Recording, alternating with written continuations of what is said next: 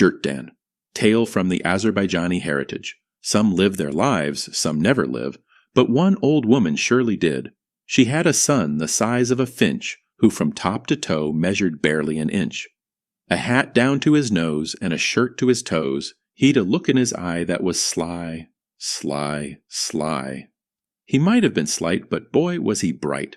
He lived in a land called Azerbaijan, and the people called him Djirtdan, which means shorty in that land. One day the neighbors' girls and boys were going to the forest to gather firewood. Djirtdan ran home and said, "Mother, let me go with the other girls and boys into the forest." The old woman called the children and gave them a bun. They all got one. She said, "Be good and look after my son." The children went to the forest and began to gather firewood.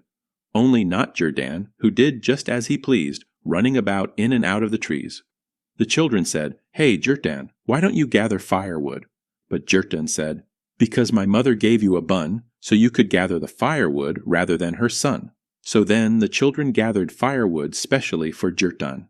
They were tying their firewood into bundles and piling the bundles on each other's backs. But still, Djirtdan did nothing, shirking the work. The children said, Azerbaijan, "Hey, Djirtdan, why don't you take your firewood and carry it home?" But Djirtdan said, "My mother gave you all a bun, so you would carry firewood back home for her son." So what could they do? The children took Djirtdan's bundle of firewood and walked through the forest, taking turns to carry it. They looked around, and what did they see? Djirtdan far behind, sobbing under a tree. So they asked him, "Hey, Djirtdan, what's making you cry?" But Djirtdan was being sly, sly, sly. "I'm tired. My mother gave you a bun, not forgetting anyone, and asked you all to look after her son. Carry me on your backs and take me home." So what could they do? They had to carry Djirtdan on their backs. The children walked in the forest, carrying Djirtdan's bundle, carrying Djirtdan. They walked and went astray, and then night fell and they'd completely lost their way. At last they came out of the forest, but didn't know where to turn. To the left of them some dogs were whining. To the right of them a light was shining. They asked Djirtdan, "Which way should we go?" "The way we hear the dogs are whining, or the other way to where the light is shining." "If we go to where they whine, the dogs will bite." "Perhaps we'll find the way if we go towards the light," Djirtdan replied. They went to the light and came to a cave, but in that cave lived the giant Dev, with horns on his head as sharp as blades, and teeth that looked the size of spades, a thunderous voice that left you numb. But luckily he was also very dumb. He invited the children in to sup, and thought now he could gobble them up. He gave his guests stale tack to eat, and put them on the floor to sleep. He waited till he thought they slept, and up towards them quietly crept. "Who's fast asleep and who's awake?" Djirtdan heard, raised his head and spake. "The children sleep. Djirtdan's awake." Azerbaijan. "And why can't little Djirtdan sleep?" the giant asked. "He cannot sleep unless he eats. His mother always fries an egg before she puts her son to bed." The giant cursed. What could he do?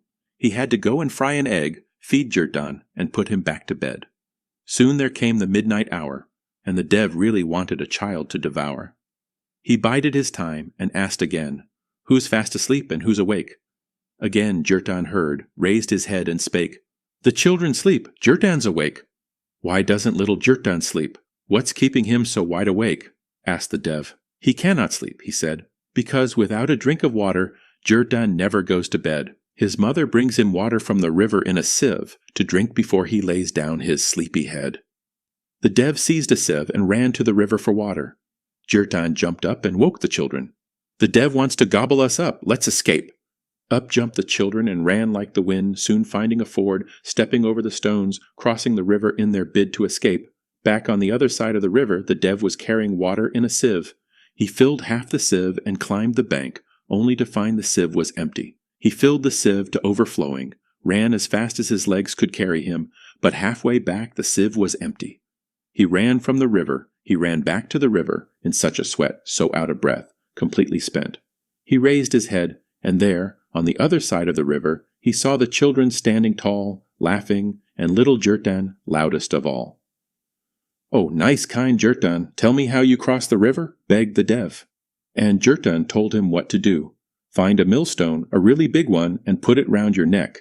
Then come into the river where the water is deepest, and that you will wise.